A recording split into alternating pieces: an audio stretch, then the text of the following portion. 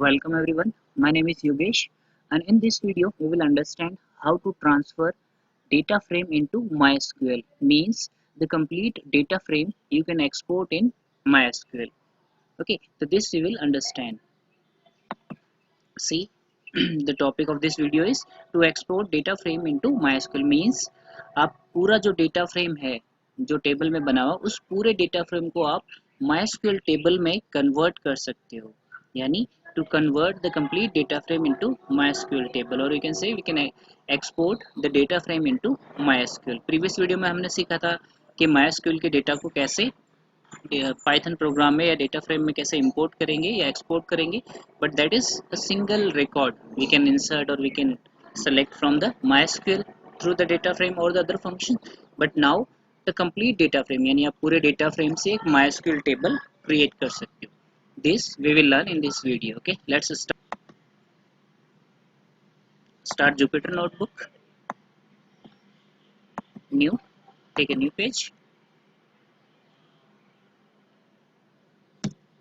Okay, सबसे पहले हम एक डेटा फ्रेम क्रिएट कर लेते हैं जिससे हम एक्सपोर्ट करेंगे MySQL में.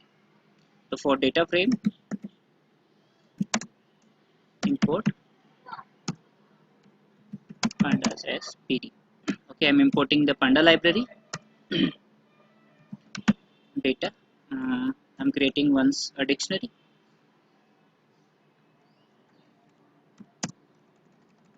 Okay, डेटा फ्रेम हम छोटा सा ले लेते हैं. For example name, roll number, name and the class simple. So first we will take the roll number,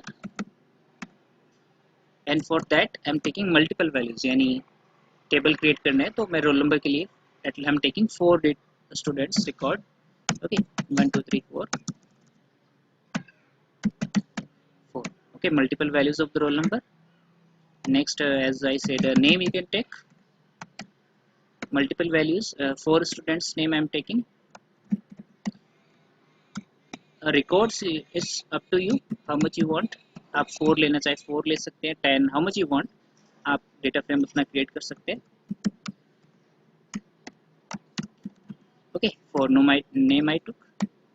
Now we can take a city. Okay, city, कोई भी कॉलम आप क्रिएट कर सकते हैं जो डेटा फ्रेम आपको रिक्वायर्ड हो.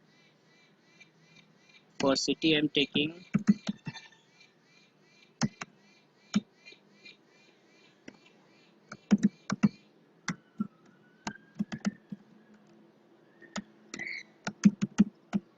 okay, I created a dictionary which is having roll number, name and the city. The first option we are converting this dictionary into data frame. Okay, data frame में कैसे convert करते हैं या how to create the data frame, this already I explained in previous video.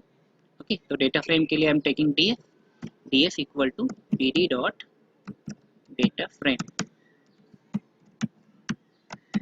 Okay, now data is here. Now okay, created a data frame, हमारा data frame ready हो गया है. आप इसको प्रिंट करके देखना चाहें तो प्रिंट करके देख सकते हैं.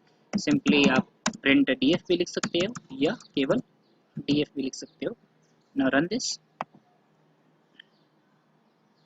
ओके, इट्स प्रोसेसिंग, ये प्रोसेसिंग हो रहा है. Don't think your program is wrong, it will take time when you playing first time. आपने जुपिटर स्टार्ट किया और फर्स्ट टाइम प्ले कर रहे हो तो maybe some time it's taking time. Upside it's showing processing. Okay, see output came, आपका ये data frame display हो गया.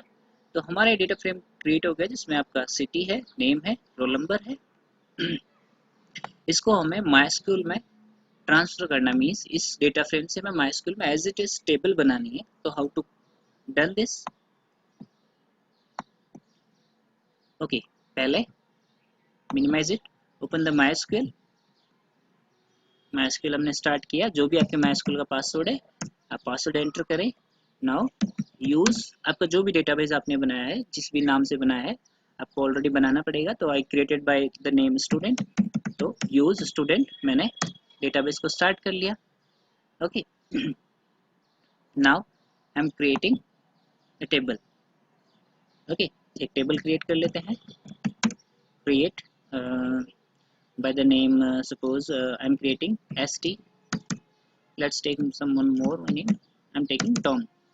Okay, Tom, now the three column I'm preparing: roll number and the name,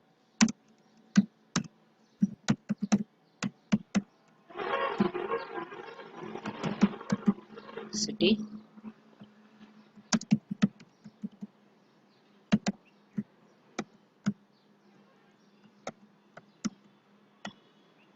okay.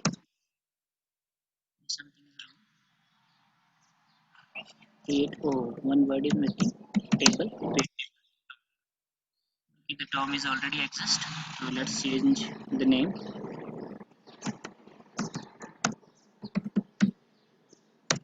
Okay, now table is created with the name boy. Okay, I created. If you want to see the table, then you can see this structure. मैंने roll number लिया है, name लिया, but I didn't enter any entry. Okay, मैंने कोई भी entry नहीं की है table में. I just created a table in MySQL, the empty table. Okay, I will done the entry from the Python program. Okay, here I already created a data frame. This, now I want to transfer this complete data frame into this boy table. यानी मुझे सारी details transfer करनी है. Then how to do it? The first, library. जब आप transfer कर रहे हो डेटा तो you need more libraries. First is pandas, next is import python mysql, next is from sql all me import.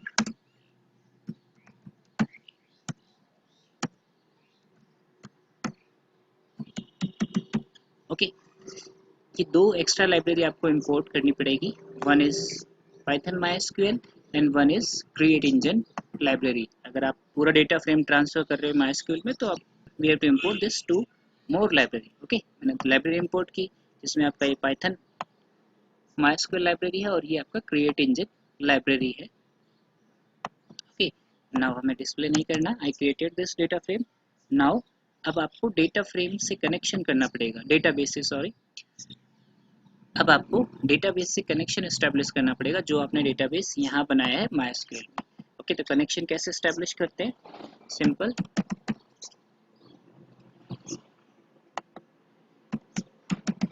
engine equal to create engine. Okay, create engine आपका function है create engine library का. Okay, उसके अंदर bracket में आपको क्या क्या specify करना है. सिंगल क्वाट में MySQL plus python mysql colon double slash root colon the mysql password. Okay, MySQL का आपका जो भी पासवर्ड है वो आपको टाइप करना पड़ेगा. मेरे MySQL में मैंने पासवर्ड रखा है सन, तो दिस इज द पासवर्ड. आपने जो भी रखा है आपको वही टाइप करना है. Remember this thing. Now local host slash student, जैसा स्टूडेंट आपका डेटाबेस, ये स्टूडेंट जो है आपका डेटाबेस नेम है जो भी आपने डेटाबेस क्रिएट किया है. यहाँ पे आपका डेटाबेस का नाम कुछ और भी हो सकता है, employ, any other by your name जो आपने क्रिएट किया है, that is only you have to write. Now okay, this line again I am explaining. Come back here. First line आपको दोबारा से एक्सप्लेन कर देता हूँ. What is that line? Minimise this. See, this I line road engine equal to create engine. तो पहला आपका जो है MySQL प्लस python MySQL या py MySQL, this is the you can say the driver names, और जो आपका Python library के ड्राइवर हैं या पाइथन ड्राइवर से. उसके बाद मैंने लिखा है double slash root. Root is the MySQL user name, जो डिफॉल्ट होता है रूट. ये रूट आपका MySQL का यूजर नेम है. फिर उसके बाद में colon the sun. Sun is the MySQL user password. ये जब आप इंस्टॉल करते हैं MySQL तब आपको स्पेसिफाई करना पड़ता है. तो जो भी आपने रखा है वो, मैंने मेरा MySQL में सन रखा है तो that's why I wrote here sun. उसके बाद में लोकल होस्ट. लोकल होस्ट आपके सर्वर को डिफाइन करता है कि लोकल है या होस्ट है. Okay, local host slash student. Student आपके डेटाबेस का नेम है, the database name student. Okay, this is the line. ये आपका डेटाबेस से कनेक्शन एस्टेब्लिश करती है this line. Okay, come back again. This first line, engine equal to create engine MySQL. This line will establish a connection from database. Okay, next line. Simple, आपने एक बार connection establish किया, उसके बाद simple data frame dot to SQL. ये simple method है, आपका पूरा data frame MySQL में transfer हो जाएगा. And in bracket, what you have to write? First the table name. पहला जो आपका argument होगा या जो value होगी वो आपको लिखनी है table name. तो remember MySQL में मैंने boy नाम से टेबल क्रिएट की है. boy, तो I will write here boy then comma. उसके बाद नेक्स्ट आपका डेटाबेस का जो ऑब्जेक्ट है, engine ऑब्जेक्ट है जिससे मैंने कनेक्शन एस्टेब्लिश किया है. कौन सा डेटाबेस है? ये वाला है. तो आपको ये यहाँ पे स्पेसिफाई करना पड़ेगा engine कॉमा. उसके बाद में नेक्स्ट ऑप्शन है आपका इफ exist इक्वल टू. तो आपके यहाँ पे दो ऑप्शन है. इफ एग्जिस्ट मीन्स अगर आपका टेबल एग्जिस्ट करता है तो उसमें क्या करना है आपको. इस टेबल जो आपने बनाई है बॉय, अगर उसमें ऑलरेडी डेटा है तो उसको रिप्लेस करना है या अपेंड करना है. ठीक है, तो हम दोनों करके देखेंगे. First we will done append. Okay, append किया. उसके बाद में नेक्स्ट ऑप्शन लास्ट लाइन. आप यहाँ पे the coding is done but confirmation के लिए हम एक छोटा सा मैसेज कर देते हैं ताकि हमें कंफर्म हो जाए the coding is working properly. okay,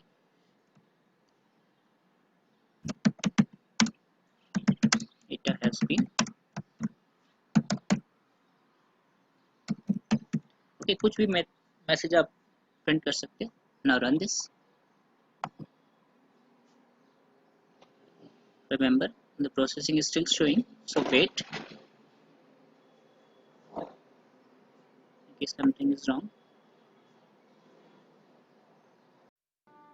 something is wrong. let's check. okay, index. remember one thing, जब भी आप इसमें क्रिएट करोगे तो one more argument you write index equal to false.